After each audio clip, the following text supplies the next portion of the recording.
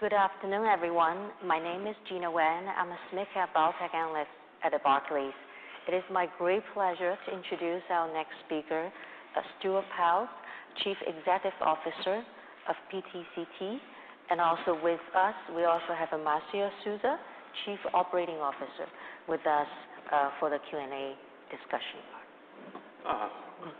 Can you hear me? Great. Well, thank you. Thanks for the introduction and the invitation to be here. We're PTC Therapeutics. I'm Stuart Peltz. I will be talking about some forward-looking statements, and I suggest that you look at our filings. So I'll go through a little bit of 2018. I'll just put these up.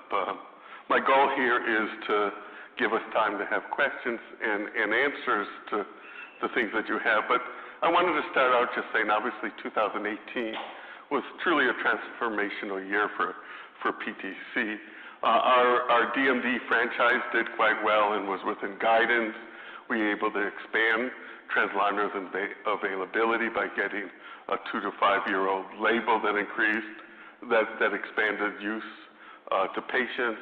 We increased the oncology platform where programs moved forward. The SMA program had made great progress where we'll be submitting an NDA this year.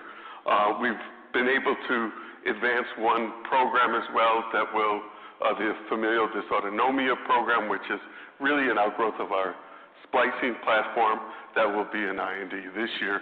And we've done two very important business development deals where we acquired Agilis for a gene therapy platform, as well as we expanded our commercial platform by bringing in Akcea and Waylivra, which we'll be commercializing in Latin America. So you can see that's quite a significant number of events that happened last year. You can see how we've really diversified our pipeline, have a strong gene therapy platform where, in particular, the AADC deficiency program, as I said, is going to be a BLA submission this year with an anticipated approval next year.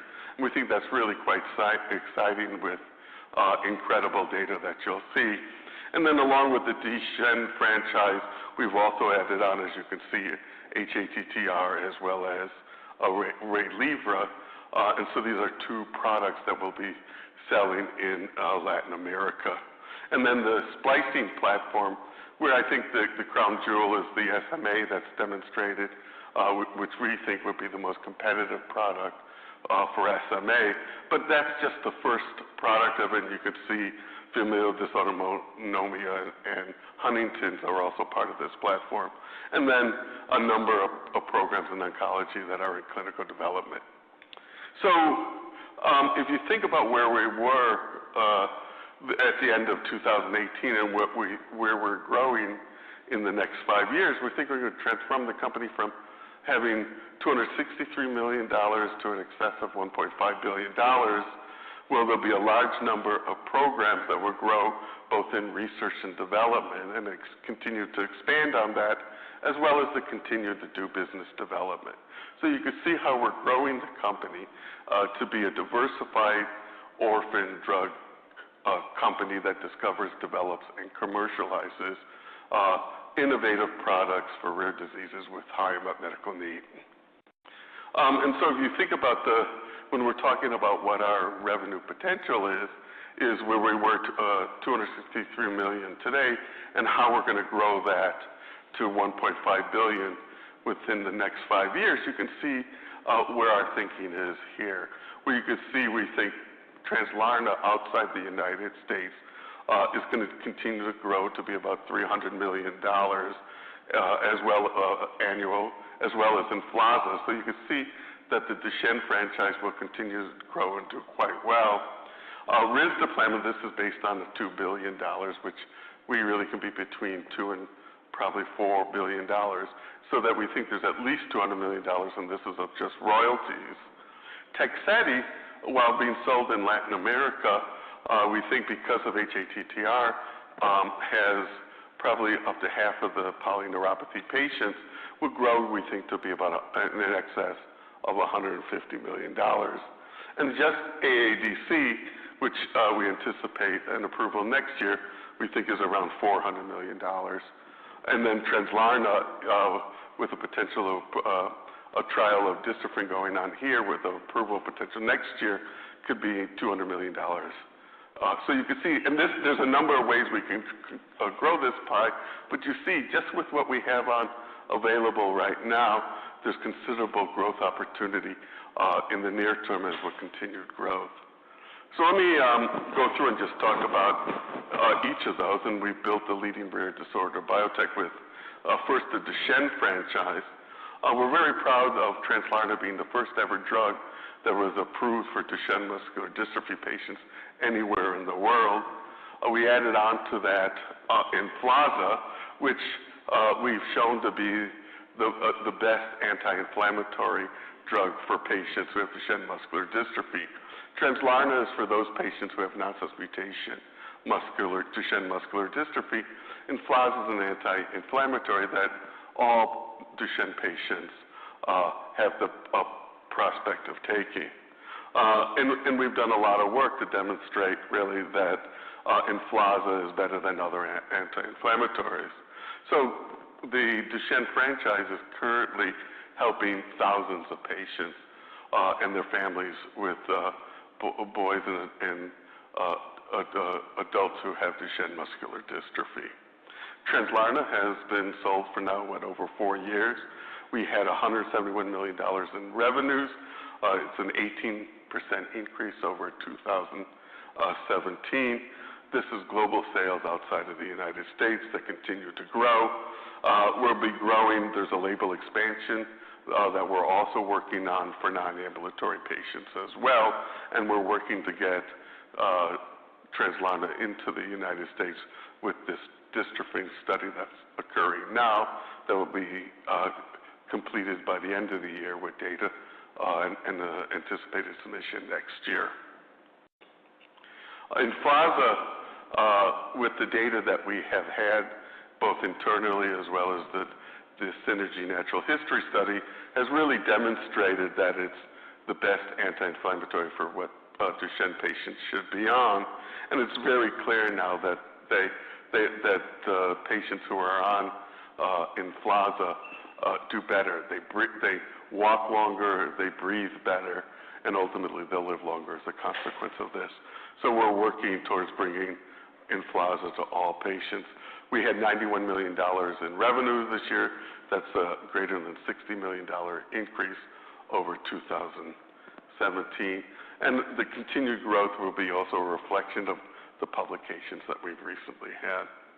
So we're going to continue the long-term growth of that. As I said, the non-ambulatory label expansion is under review in the EMA.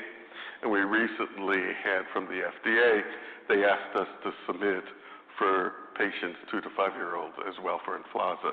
So we'll continue to grow Emflaza in the U.S. as well.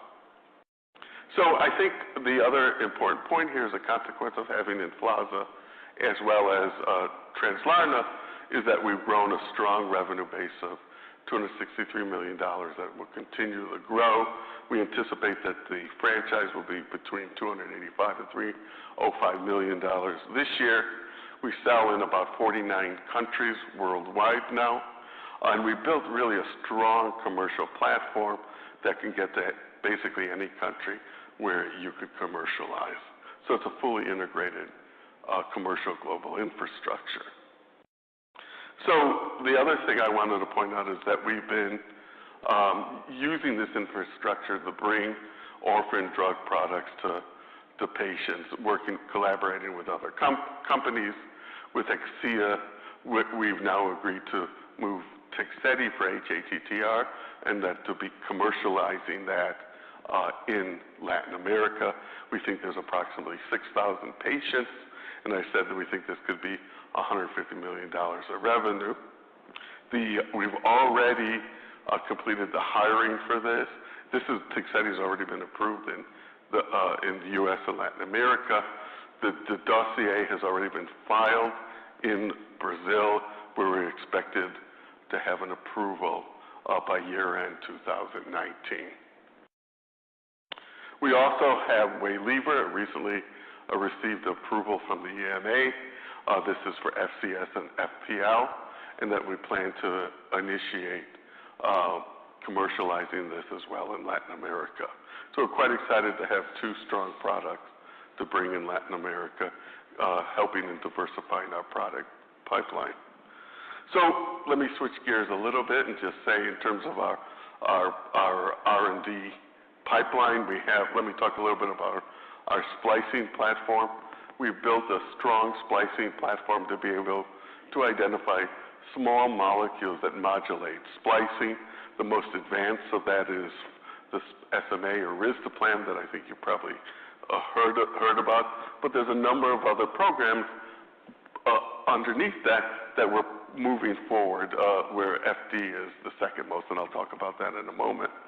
The risdiplam is quite exciting. It's for the treatment of spinal muscular atrophy, which is the primary genetic cause of mortality. It's for spinal muscular atrophy, obviously. It's a small molecule that we've demonstrated can correct the splicing defect and allow production of SMN protein, the correct SMN protein. And we've shown that you can get to levels of SMN protein that are seen in healthy volunteers. So it's a small molecule that we think will be the most competitive product in the market.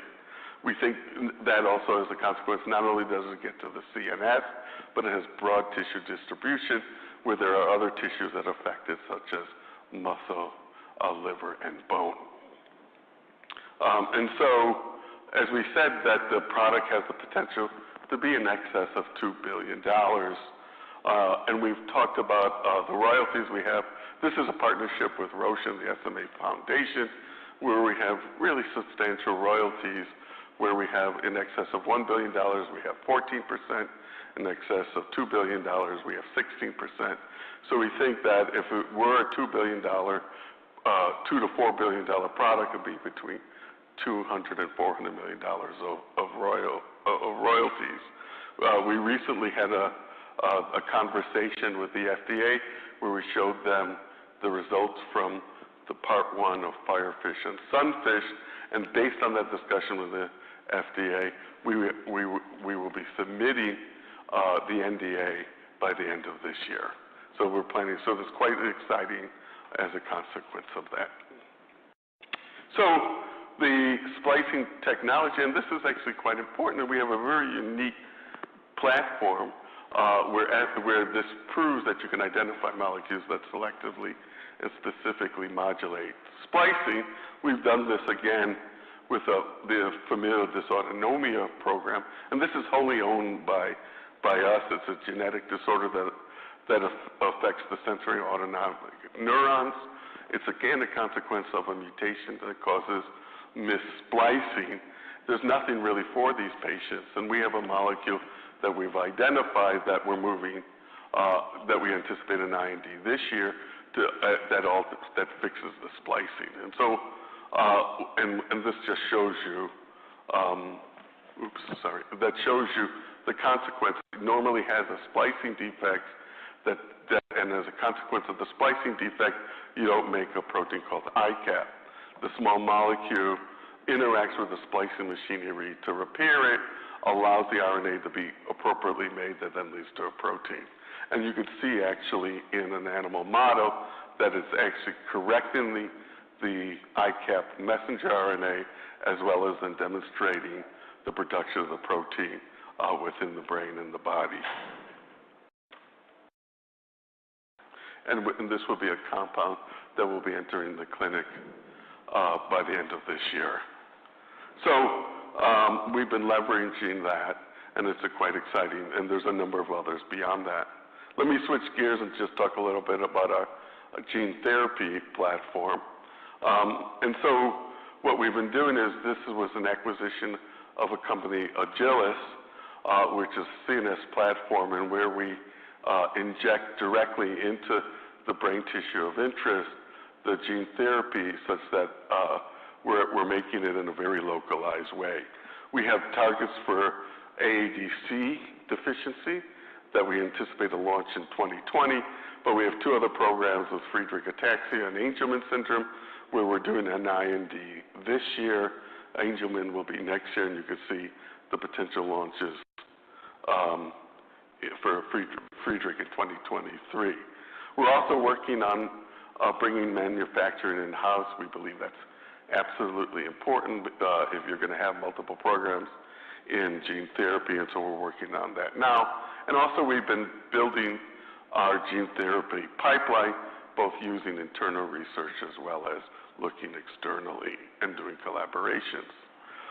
Let's talk a little bit about AADC. It's due to the loss of the DDC gene that causes a lack of dopamine. The consequence of that is really quite catastrophic, where babies lose growth, are developmentally arresting, where they're not able to do things like head positioning, sitting or standing. You could see here is an example of an AADC patient that is 2 years old. You can see, in a sense, analogous to an SMA patient, relatively limp and almost feels catatonic in some ways.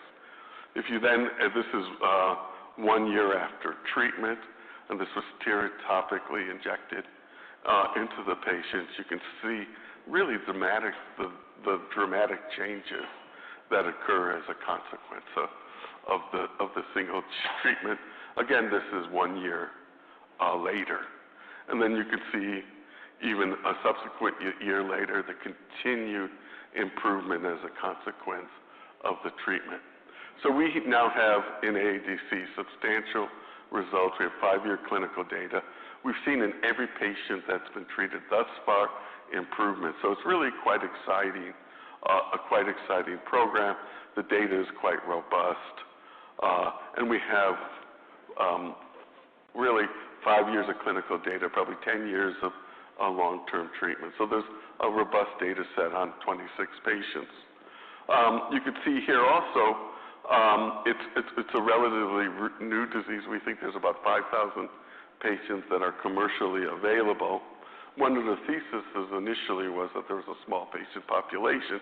Turns out that's because of a founder effect. Turns out that's not the case. We now know that there's been over 83 different alleles that have been identified. And in really looking over a short period of time, we've already found 100 patients in US and Europe, and we anticipate finding more. So that's quite exciting, and that will be a BLA submitted this year for a launch and approval next year. And then we also have the Friedreich ataxia program. Again, similarly, injection into the appropriate region within the brain. We have really very good animal data that demonstrates that it will be produced appropriately. We have really also strong patient advocacy along with that. This just shows you both in a porcine as well as a non-human primate that the injections lead to protein levels that get to normal levels. And that's really important because it's really the loss of this frataxin that that causes the ataxia, and that by adding this, we anticipate that this will resolve the problems. So you can see we have a robust pipeline of products in the gene therapy region, where there'll be an IND for Friedreich ataxia, as well as the BLA for both the US and Europe in short order as well. So we're really quite excited about that. And then we'll continue to follow with other INDs, such as with Angelman syndrome as well. So this just shows you that it's a robust population in orphan diseases. When you look at AADC, deficiency, FA, and Angelman syndrome, of really potential in excess of 100,000 patients. So not only do we feel we could help a lot of patients, but we think this would add a lot of value to PTC's portfolio of therapies. I also want to just point out we have 2 programs in oncology that are in clinical development. one in solid tumors, one in hematologic malignancies that are moving forward. And our goal really here is to create value and then to define what's next after we have proof of principle in these diseases. And so that can either be to continue to move forward ourselves or with an appropriate partner. So I think what you could see as we've been building PTC over the last several years, there's a significant number of milestones and programs that are moving through that will become not only approvals, but also will add value. And this just shows you when we're talking about how we're going to get to that $1.5 billion, the continual number of products that get through there of what we have now as we build for the next generation. So we think we're building a very valuable company for where we are now and in the next generation after. So with that, let me stop there and have questions. Thank you. Thank you very much, Stu. Also, Marcia. So I think it seems like 2019 will be a lot of exciting catalysts. So I would just start with risdiplam, and that's one of the assets that lots of investors are very excited about. So you will have update at AAN. Can you give us a little bit more color? You know, what type of data or measurement are we going to see at AAN? Sure. Maybe I'll start and then. Of course. The notion, I think so. What we had showed previously at World Muscle was there's two parts. Part one of the escalating part of both sunfish and firefish. Firefish is for type 1 patients. Sunfish is for type 2 and 3 patients. And we had about 21 patients in firefish, about over 50 patients in sunfish, part one. And we were looking for, really it was a safety study, but then we were looking at the number of patients that sat in the firefish studies and changes in MFM32 in the sunfish studies. So that's the sort of the setup of what we were looking for. We were looking for increases, and we're happy to say that we saw babysitting and improvements. Maybe you want to go through the next steps. And I'll talk a little bit about the relevance of the data, right? So we're going to be showing incremental data for the type 1 trial, that is firefish.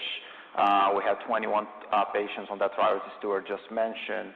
The expectation there is that the rate of babysitting at 12 months would be similar to part 2.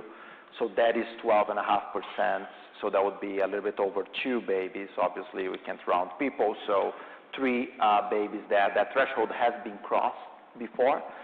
So the expectation is that we are already to the point that is clinically meaningful. That was the discussion with the FDA. So everything moving forward is incremental to that. Obviously, we're going to continue to see safety. The program has been very safe so far. The safety database has been growing, but it's always something interesting to see, since this is the very first small molecule that modifies splicing in any disease. For sunfish, the previous updated WMS was a partial database, so it was 35 patients. Now we have all 51 patients completing 12 months. The relevance there is this is a very complex trial in a sense that no one before, or even the trials planned in the future in SMA, had type 2 and 3 patients in one trial, with the disease spectrum going from very mild patients to, or relatively mild, shall I say, to extremely severe, like 40 degrees scoliosis, for example. So seeing improvement throughout is highly meaningful, and also something we discussed with the FDA and with Roche, and that was the base of the submission later this year for a potential approval. Okay, that's very helpful. And the next question is regarding the AADC gene therapy. I know you're planning to do the filing. So just wondering, are there any gating factors for FDA to consider, such as manufacturing? Will you be required to do the bridging studies? And we understand this is a single-site study in Taiwan. Mm-hmm. So any other gating factors? Sure, I'll take the part on the Taiwan. Mm-hmm. That goes to the notion of was it a founder's effect? And it's now, I think the data now clearly dispels that. And it's, again, we anticipated about 5,000 patients in the U.S. In terms of manufacturing, Yeah. why don't you give a little bit of... And just to complement Stuart's answer on Taiwan, right? This was done at the National Taiwanese University in Taipei, but it was an international trial, so we recruited patients, including American patients, throughout the world. So we have this data, and that key aspect was discussed with both the FDA and the EMA on the meetings we had about the clinical results, and they feel very comfortable with this. Manufacturing is the big thing in gene therapy right now. I think there's a lot of companies like us that are advancing the science, and we were very serious about making sure the agreements on the commercial manufacturing plan was done with the FDA. We had a meeting late in Q4, specifically on CMC requirements. Basically 2 tracks there, right? So all the methods, and I know we don't like to talk, it's not something like very exciting to talk about method validation, but that's something that's critical for CMC. So that track, exactly which methods, which parameters, that was discussed with the agency, and then the use of those with the product. So all of this is ongoing. That is obviously, each step is rate limiting to the next, but it's sequential. There's nothing right now that we are seeing that wouldn't allow us to submit later this year. We'll have the commercial inventory being built up because we're producing commercial material. There is no needs at this point in time to conduct a bridging study. The product was made in the United States before at 2 different facilities at GMP conditions. So we are tech transferring that. The method's exactly the same, so it's HYPERStack of 293, HEK 293 cell in an adherent fashion. So basically, we're adding more stacks for the upstream process, and we are using a very similar purification process for downstream. So lots of controls to be made, but we're feeling very confident on its submission of the BLA later this year. Okay. And then I know we're running out of time, but just a quick question on the revenue guidance. I think you guided $285 to $305 million this year. Seems a little bit modest growth compared to last year. So where do you see the major driver for 2019, and what will be the upside scenario? Yeah, so we said 285 to 305. And I think this maybe reflects more some of the dynamics that will be occurring within the marketplace this year versus the fact that we plan to continue to still add additional patients. So maybe you want to go through a little bit of that. So the 2023 guidance for these 2 products combined is $600 million, right? So the real goal for us is to get there. And in order to do that, some price mix adjustments had to be made. And one of them, we're expecting any moment now, an approval in Brazil, for example. It's an important market for us. Upon approval, we have a mandatory rebate from the government. So that's in the quarter we get that, it reduced the net revenue, but it opens the markets to many more patients. So you have an adjustment upwards on the following. So we adjust all these market dynamics, as Stuart just mentioned, were considered. For Emflaza, for example, in the United States, we did not consider the 225 approval that now is imminent. We have an action date from the FDA of July. So that's an upside on top of the current guidance as well, depending on how fast we're able to launch. So there is a lot of growth, but really, I think the way to look into Emflaza and Translarna is look into the 5-year trajectory towards $600 million for both products. Thank you very much. That's very helpful. We will have a breakout session at the Ponciana too.